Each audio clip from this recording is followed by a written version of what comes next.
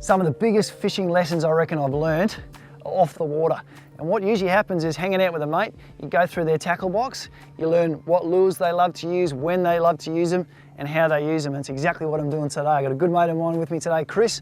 We're fishing a tropical estuary, and he is fortunate enough to have played with a design team, bringing together a whole range of lures, mate, and we're here to put them through their paces. Yeah, mate, it's like being a kid in a candy store, mate, with these goodies. So we've got some of the Savage range that we're going to throw around today in a typical estuary scenario, like you've said, and we'll put them through their paces and hopefully they stack up.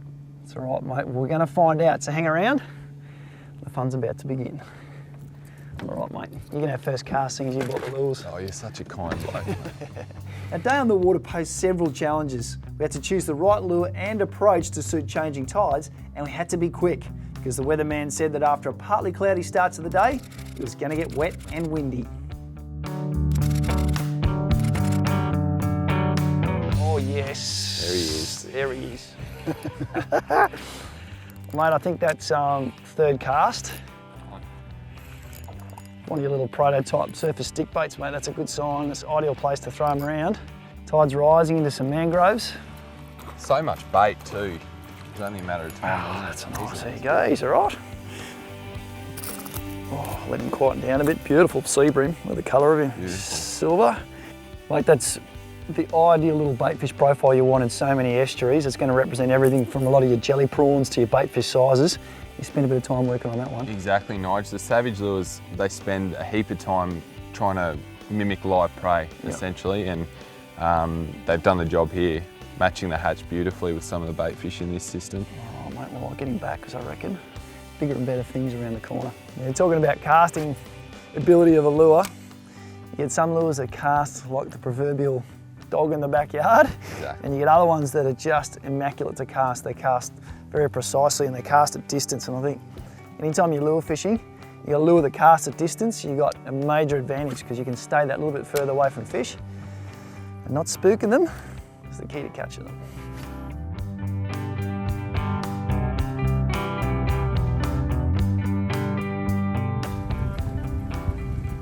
Oh, fish, yep, gotcha. Yeah. Nige. Gotcha. Rimbo. Rimbo. Yeah, he's making himself feel a lot bigger than he is, I think. I think he might have copped it under the chin. I love it though, a little top prey. Oh. There we go, we're starting to get bigger, mate. We're finding a few bigger specimens. There's a little Savage top prey. Beautiful little walk the dog style lure. Twitched across the top, I reckon. In the last dying stages of the tide, everything's being flushed out of these mangroves, and the fish are really tuned into any food. You know, a lot of it has to go on the top because it's only this deep, Chris. Exactly. So, perfect time to use a surface lure. You're going to get snagged up if you fish too deep, and it's an ideal choice, particularly a beautiful little option like that. You know, with these top water lures, really simple retrieve is just walking the dog across the top. So just keeping the rod tip shaking, moving the lure across the top, and it'll snake across the surface. Some days the odd pause will trigger a bite. Some days they like it a bit quicker. So any given day, just need to judge what the fish are doing and cater your retrieve to suit how they're feeding.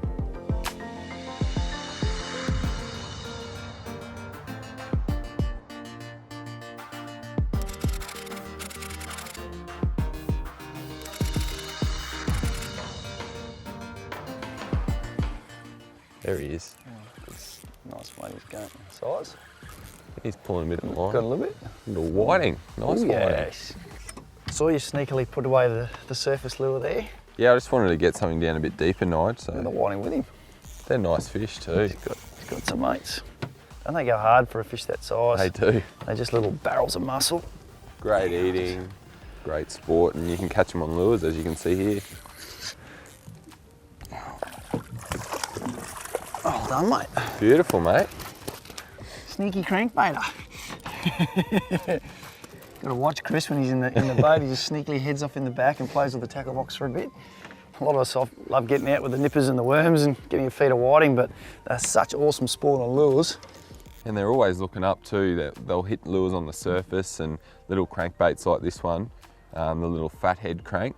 Nice little wobbling tight action, and he's enticed this whiting, which is beautiful. Now, obviously you can tell by the shape of this fish, he's used to snuffling around and chasing stuff on the bottom, and that tells you you've got to try and match your lure to the sort of depth that the fish are in. You obviously got a diver on. We're fishing really shallow water, and it's the perfect option. It's getting just down to where the fish are feeding, and if you want to go a little bit deeper, you've got other options like your finesse crank in the range as well.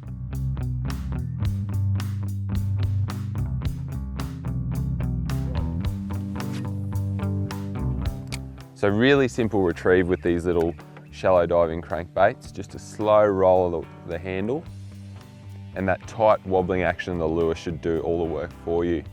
So just get down a couple of feet under the surface, and hopefully those predatory fish from the bottom will come up, see that tight wiggling action, and nail your lure. Cranking it up, savage style.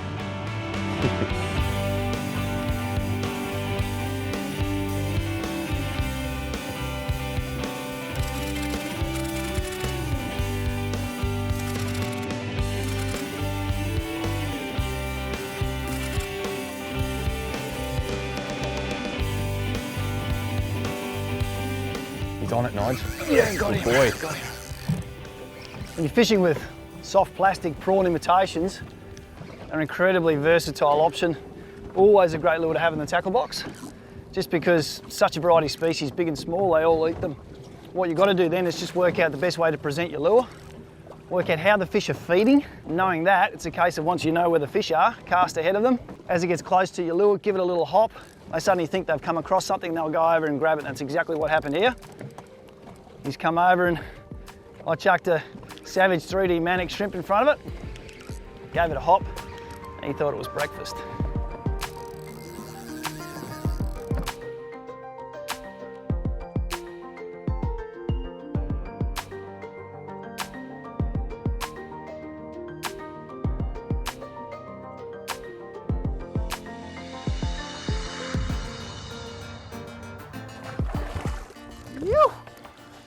Well done, Nige.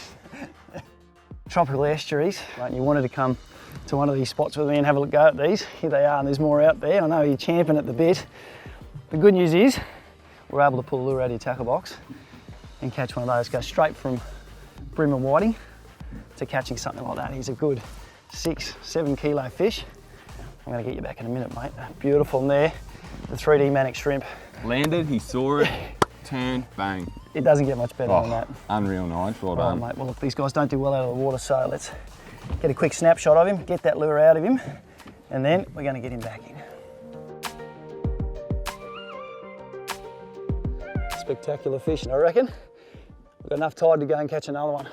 All right, mate, thanks for that. We'll let you go. Good work, dude. Well spotted, Nige. How good's that? Seeing it in 2 foot of water, yeah, it's all right. Got the word from Nige about this golden just hunting along the flats.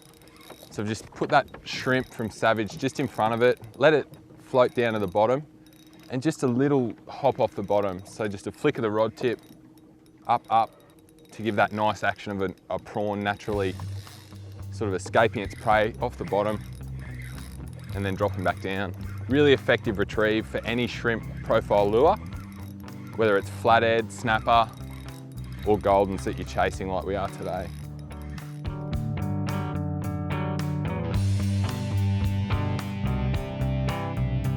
Oh, Nige, I think it's a diamond, mate, is it? It is, mate. Very special species of trevally, mate, well done. Thank you, this will be my first diamond. Oh, very special species, mate. Aren't they magnificent? They got those magnificent fins that they use, obviously to their advantage. Well, I've heard bait fish and stuff like that, it gives them a bigger profile in the water, and they can tune away and chew away. So you look at that mouth as well, mate, made for snuffling around the flats and grabbing unsuspecting prey.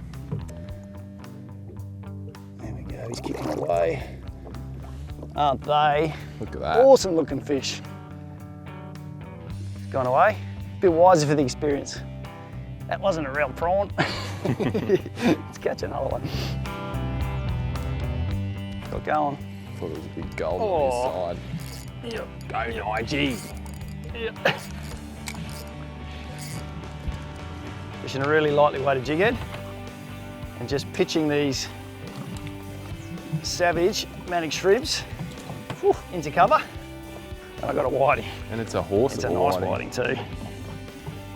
Beautiful, Nige. Good to let you have all the fun on the whiting on your own, mate.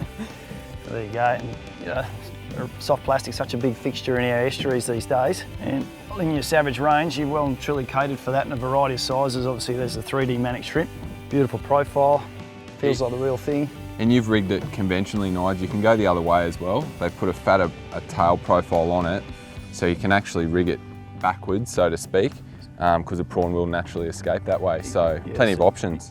All I'm doing, hopping it into any shady spot that I can find, cast accurately, get it in there, braided line, so I can see when that lure's on the bottom. I can also see when something eats it on the way down, it'll speed up, or get that subtle little tap through the line which shows you something's eating it, get it in the right spot, hop it up off the bottom, slowly work it out of those shady spots, and everything's going to eat it. Options, mate, that's what we want. We do in like this sort options. of setting, and it's done the trick.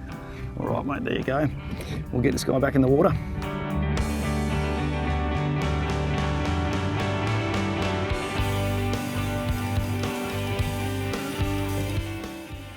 We're about 3 k's from your flatty spot, Nige.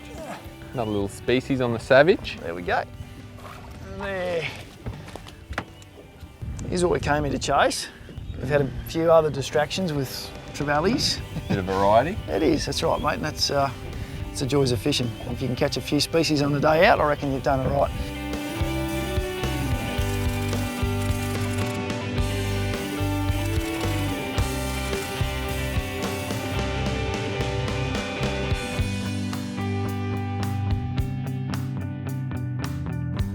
Oh, yep.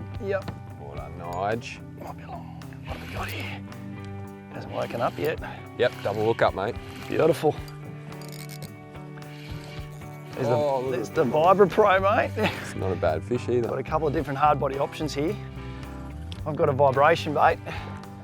Chris, oh, you dropped it.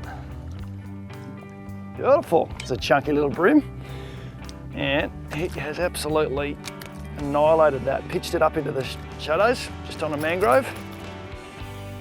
Gave it a couple of little lifts, and he's crunched it. What a beautiful little profile of a bait fish or of a prawn. It's a very well shaped vibration bait. That's a term we often give to these lipless crankbaits. They don't have a bib.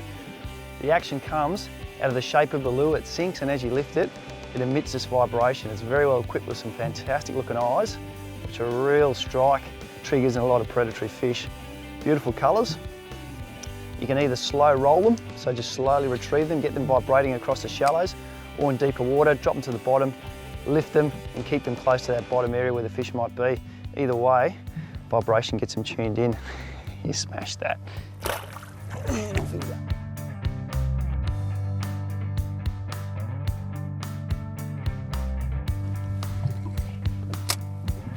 Gotcha.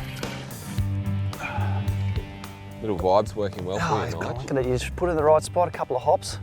It's got a very, oh yeah, we're talking about it off camera before, very fine vibration, and I think that's going to be a really good feature for it. It's just fish going to tune into it really quickly. Sometimes vibrations can be too aggressive, almost put fish off to a degree. Beautiful. Okay, mate. Again, you got that cast perfectly right, I saw you. Thanks, mate. You know, it's Got an inch it's from good to the have a pat on the snag. back occasionally. Yeah, and so much of your lure fishing, you put the fish in close to structure, where the shade is, where they're going to get protection, waiting for an easy feed, and if you can get it in that spot, that's the key to catching them. They're super sharp hooks, mate, watch out. There he is, Nige. He's a nice fish. Nice, mate. I think you dropped one like that not long ago, so they're out and about.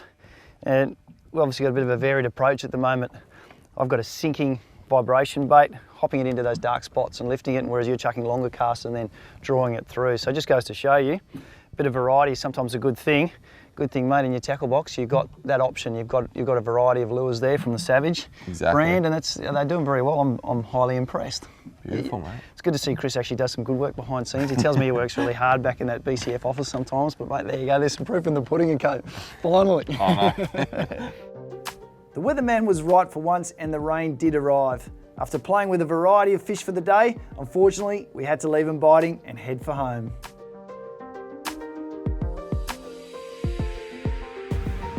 To keep up to date with everything the Fishing Show crew is up to, including our latest competitions and prize giveaways, head over to our Facebook page, AFN The Fishing Show. And if you're keen for content, AFN TV is now free to join with over 1,000 videos at your fingertips, plus tip and tactics from Bill and myself.